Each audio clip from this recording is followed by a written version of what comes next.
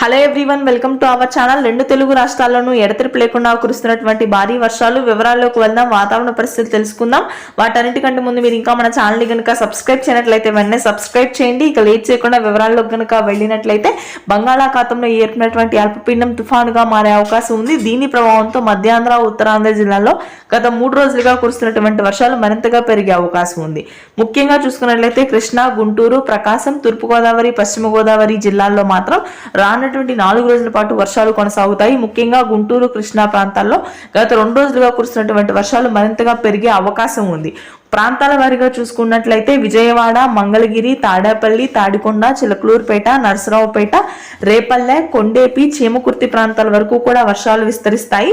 ఆ తర్వాత ఉత్తరాంధ్ర, శ్రీకాకుళం, విజయనగరం ప్రాంతాల్లో ఈ రోజు రాత్రికి మోస్తరు నుంచి భారీ వర్షపాతం నమోదయ్యే అవకాశం ఉంది.